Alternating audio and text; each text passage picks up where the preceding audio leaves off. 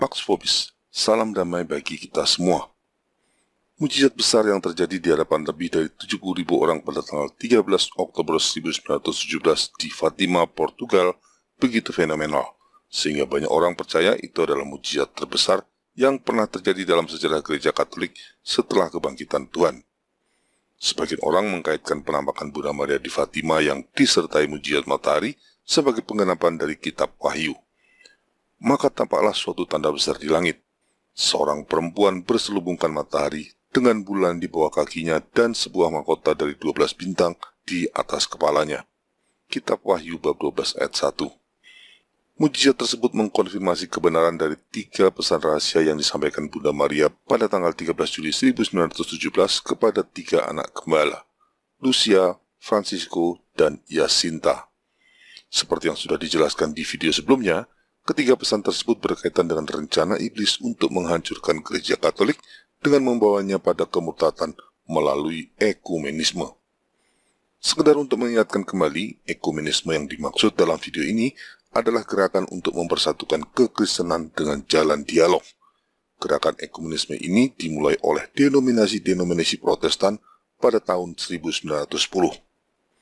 Sementara itu, Bunda Maria datang di Fatima pada tahun 1917 membawa pesan agar gereja Katolik menentang upaya persatuan ekumenisme tersebut. Ini bisa terbaca dari pesan rahasia kedua yang berbicara soal perlunya konsekrasi Rusia oleh Paus dan uskup-uskup seluruh dunia agar Rusia bertobat. Yang dimaksud dengan pertobatan Rusia tentunya adalah kembalinya gereja Ortodoks Rusia ke dalam gereja Katolik. Persatuan ini kelak akan mengawali bersatunya kembali semua kelompok-kelompok Kristen yang terpisah ke dalam gereja Katolik.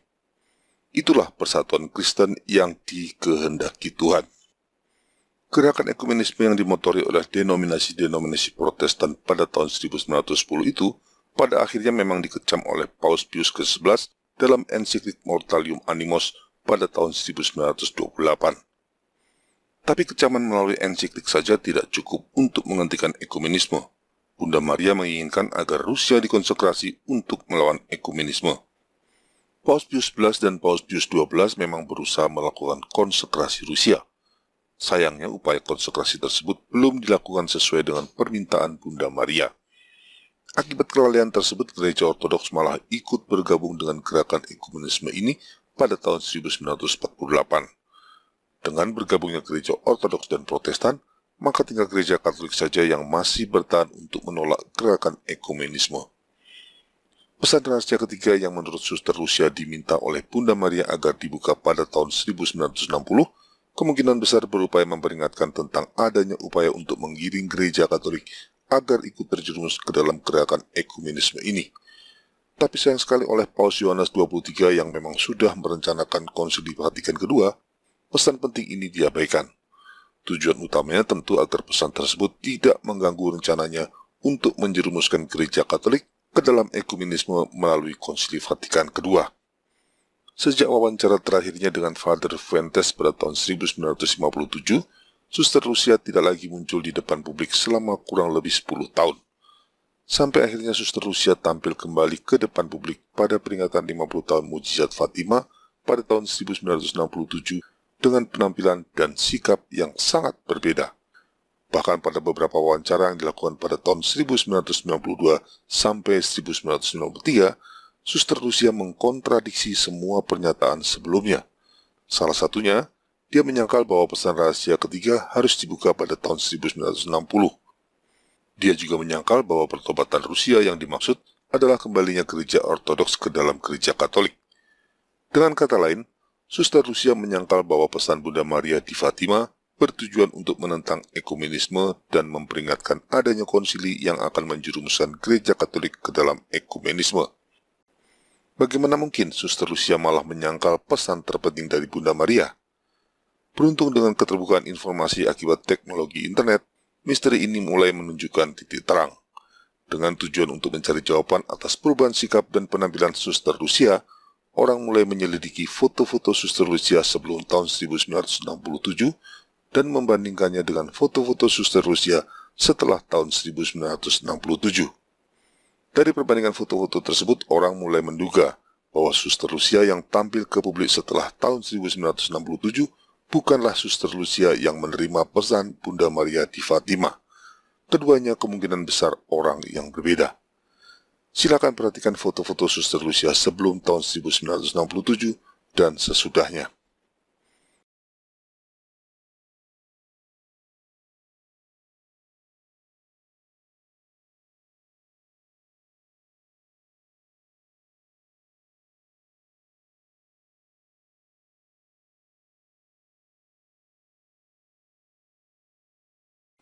Pada video bagian kedua, saya akan mengungkapkan hasil penyelidikan dari Dr. Peter Chodnowski yang melibatkan beberapa pakar terkemuka di bidang pengenalan wajah, forensik, tulisan tangan, dan lain-lain.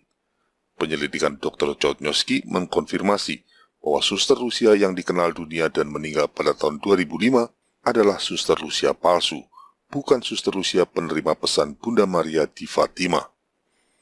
Apabila hasil penyelidikan Dr. Chodnowski benar, maka ini akan menjadi skandal gereja Katolik yang terburuk sepanjang sejarah. Ini akan lebih buruk dari skandal pelecehan seksual yang terjadi secara masif di kalangan hierarki gereja Katolik selama beberapa puluh tahun terakhir. Skandal ini akan menempatkan Konsili Vatikan kedua sebagai sebuah konsili jahat yang di dalamnya melibatkan penipuan dan mungkin juga pembunuhan. Jika hasil penyelidikan ini benar, apa tujuan Vatikan memalsukan suster Lucia? Apabila kita memahami pesan Bunda Maria di Fatima bertujuan untuk melawan ekumenisme, sedangkan Konsili Vatikan kedua bertujuan untuk menjerumuskan gereja Katolik ke dalam ekumenisme, maka arahnya menjadi sangat jelas. Pemalsuan suster Lucia tentunya bertujuan untuk membungkam atau mengubah pesan-pesan Bunda Maria sedemikian rupa agar tidak mengganggu agenda ekumenisme yang menjadi semangat dan tujuan sesungguhnya dari Konsili Vatikan kedua. Tanpa pemalsuan suster Lucia, maka hierarki gereja Katolik pendukung konsili pasti kesulitan menjelaskan mengapa pesan penting dari Bunda Maria di Fatima dilanggar dengan mengadakan Konsili Vatikan kedua. Untungnya upaya pemalsuan suster Lucia setengah abad yang lalu tidak memperhitungkan kemajuan dunia internet dan munculnya era keterbukaan informasi. Pemalsuan yang sempat berjalan mulus tanpa hambatan selama bertahun-tahun hingga suster Lucia meninggal dunia pada tahun 2005, sekarang mulai dipermasalahkan dan menimbulkan pertanyaan besar yang sangat sulit untuk dijawab oleh Vatikan. Memang benar, sebelum ada pernyataan resmi dari Vatikan atau keputusan pengadilan, kasus pemalsuan suster Rusia baru sebatas dugaan. Tapi dengan keterbukaan informasi yang terjadi sekarang, bagaimanapun kasus ini akan menjadi konsumsi publik dan membuat banyak orang akan mulai bersikap kritis terhadap Konsili Vatikan II. Ini perkembangan yang bagus. Bukti-bukti kuat yang dihadirkan oleh Dr. Peter Chodnowski mau tidak mau akan mengundang pertanyaan. Ada apa dengan Konsili Vatikan kedua sehingga harus melibatkan cara-cara kotor semacam itu? Dan pertanyaan besarnya, mungkinkah Konsili Vatikan kedua karya Roh Kudus? Ini akan mendorong banyak orang menggali informasi lebih dalam lagi tentang Konsili Vatikan kedua. Saat itulah mereka akan disadarkan bahwa selama ini Konsili Vatikan II telah menghasilkan buah-buah buruk yang menghancurkan gereja Katolik.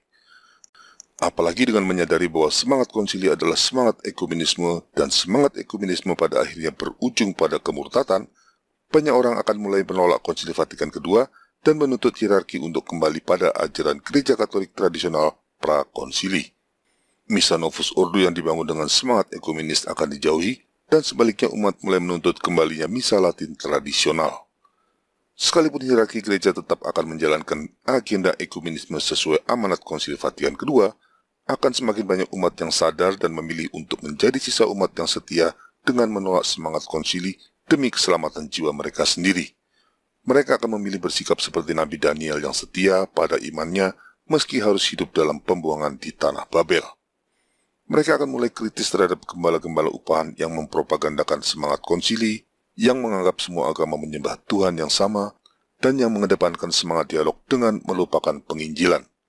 Sebaliknya mereka mulai mendengarkan dengan penuh perhatian gembala-gembala sejati yang masih setia mewartakan sabda Tuhan dan berani menggembalakan mereka di jalan sempit menuju air kehidupan sesuai kehendak Tuhan. Dari hamba Kristus dan pelayan para prajurit Kristus, Viva Christo Rey.